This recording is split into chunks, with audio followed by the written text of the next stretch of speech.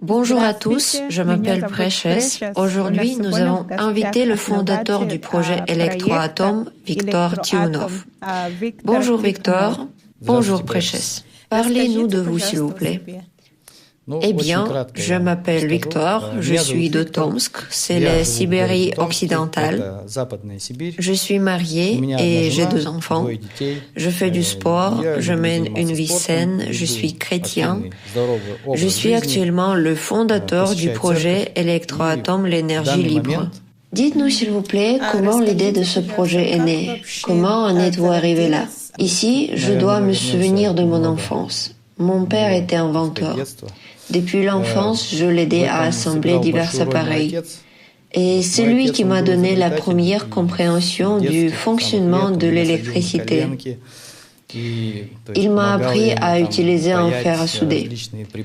Grâce à mon père, j'ai eu une envie d'invention. Et après l'école, il était temps d'entrer à un établissement d'enseignement supérieur. Et j'allais même recevoir un enseignement technique. Mais à l'époque où j'entrais à l'université, je devais choisir non pas ce que je voulais, mais ce qui était prestigieux et recherché. Parce que dans les années 90, en Russie, il y avait une crise économique et les ingénieurs n'étaient pas en demande et ne gagnaient rien. Alors, j'ai reçu un enseignement économique. Oh, je suis économiste aussi. Très bien. Un enseignement économique qui m'aide maintenant à développer le projet. C'est bien, oui. Et en 2013, j'ai rencontré Yuri Rybnikov. C'est un savant soviétique et russe bien connu. À ce moment-là, il était engagé dans les sciences depuis 40 ans. Et en particulier, il s'occupait d'un phénomène tel que la friction. Il a fait beaucoup d'inventions et a obtenu beaucoup de brevets. Ces inventions sont maintenant utilisées en sciences et dans les domaines tels que l'industrie de la défense, l'industrie civile, etc. Ensemble, nous avons organisé une entreprise où nous nous sommes engagés à résoudre les problèmes d'élimination de l'usure dans les nodes de friction. Nos développements ont été appliqués avec succès dans l'industrie minière, pétrolière et autres. On peut dire que je suis devenu son successeur. Il m'a appris tout ce qu'il savait et il m'a donné la technologie et le prototype de tribogénérateur. Il rêvait que chaque personne ait sa propre source d'électricité gratuite. Mais il n'a pas eu le temps de réaliser cette idée. Le 7 juillet 2021, il est décédé. Voilà pourquoi il n'a pas eu le temps de réaliser son rêve. Oui, c'est dommage. Parlez-nous de la technologie, s'il vous plaît. Comment peut-elle aider les gens? En fait, cette technologie sert à obtenir de l'électricité gratuite à partir d'une poudre spéciale. Le potentiel du champ électromagnétique de la Terre est utilisé pour restaurer le potentiel de poudre. Et Yuri Rybnikov n'a pas eu le temps de faire une version industrielle de son générateur. C'est ce que le projet est dédié. Et maintenant, je vais parler un peu de la façon dont la centrale fonctionne. Cette technologie permet de créer une centrale à poudre en cycle fermé fonctionnant de manière autonome, qui génère un courant électrique à partir des particules de poudre fine. La taille de ces particules est 20 microns et moins. Le mélange de poudre et d'air entre dans le tribogénérateur et grâce au frottement, les particules donnent facilement leur charge électrique, qui sont ensuite envoyées au consommateur.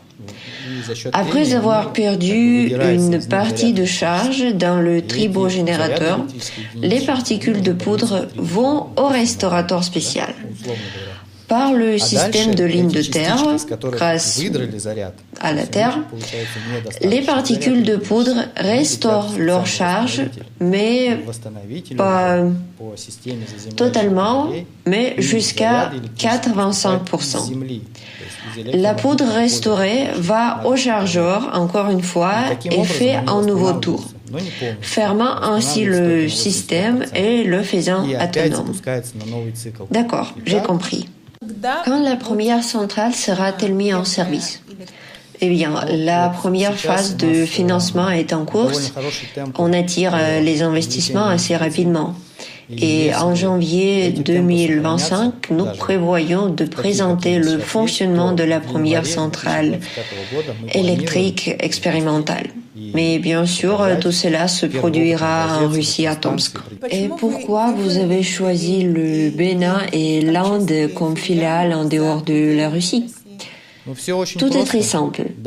Si nous regardons la carte, l'emplacement de ces trois pays est idéal non seulement pour l'organisation des chaînes logistiques, mais aussi pour la livraison de nos centrales dans le monde entier. Si quelqu'un nous commande une centrale, nous pouvons la livrer dans quelques jours. Oh, c'est cool. Ouais. Et en outre, ces pays sont en bon terme économique avec la Russie, ce qui simplifie un certain nombre de points liés à l'organisation de la campagne, l'enregistrement de brevets et la construction de production. Bien, et ma prochaine question est, quelle sera la taille et la capacité de votre centrale? Bien, la centrale sera installée dans un conteneur maritime de 40 pieds. Sa capacité sera 16 kW. Cette capacité est la norme euro de consommation d'une maison privée. En outre, ce conteneur facilite le transport. Il y a des routes maritimes pratiques pour le Bénin et il y a un grand port au Bénin où nous livrerons les centrales. La même chose est avec l'Inde. De plus, le fait que le centrale soit dans un tel conteneur pas seulement réduit le coût de transport, mais aussi facilite l'installation de cette centrale. Imaginez que vous pouvez placer un conteneur dans la cour et dès le lendemain profiter de l'électricité gratuite. C'est très pratique. Oui, c'est ça. Quel est le montant d'investissement que vous voulez attirer? Quel est le nombre total de parts d'investissement émises par l'entreprise? Nous voulons attirer environ 90 millions de dollars. Le coefficient de la capitalisation de l'entreprise est 875 à la première étape. Cela signifie que l'entreprise d'investissement Elatom a émis 78 milliards 750 millions de parts d'investissement, c'est-à-dire en parts en dollars. Ceux qui sont devenus des investisseurs à la première étape du financement multipliaient leur investissement par des dizaines ou même des centaines de fois. Avec chaque étape de financement, le prix d'une seule part augmentera. Notre projet va durer 4 ans et il y aura 15 étapes de financement. Et maintenant, à la première étape du financement, c'est le moment le plus favorable, les conditions les plus favorables pour acheter un paquet d'investissement. Bien. Ma dernière question est comment cette technologie est-elle légalement protégée? Est-ce qu'il y a des brevets? Bien, voici 2 points très importants. Le premier est en Russie, on ne peut pas breveter des idées. En Russie, on ne peut obtenir des brevets que pour des inventions. C'est-à-dire que pour obtenir un brevet, nous devons d'abord assembler cette centrale et ensuite nous allons la breveter. Le deuxième point est, même si nous demandions de brevets, nous aurions dû relever tout le secret du fonctionnement de la centrale. Et c'est à ce moment-là que la technologie peut être volée. Pour ces 2 raisons, nous ne brevetons pas notre invention maintenant. D'abord, nous allons assembler la centrale et puis nous allons la breveter. Quand nous aurons la première centrale et les brevets, nous devrons passer les examens d'État. C'est-à-dire que l'État doit vérifier notre produit et nous autoriser le commerce. C'est une autre raison pour laquelle nous avons choisi le Bénin et l'Inde. Selon nos données, si nous recevrons un brevet dans ce pays, l'État va nous faire les avances en tant qu'inventeur, c'est-à-dire soutenir et aider le développement du projet de toutes les manières possibles. Pourquoi vous n'avez pas choisi la Zambie? Et la Zambie sera certainement le prochain pays. Victor, merci pour l'interview. Peut-être vous voudriez dire quelque chose aux spectateurs?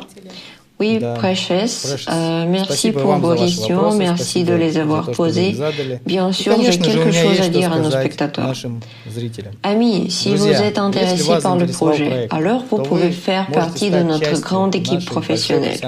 Plus d'informations sur la partie technique, vous pouvez trouver sur notre site electroatom.com. En outre, vous pouvez vous inscrire et devenir un partenaire ou un investisseur de notre projet. Merci beaucoup de votre attention et au revoir. Au revoir à tous.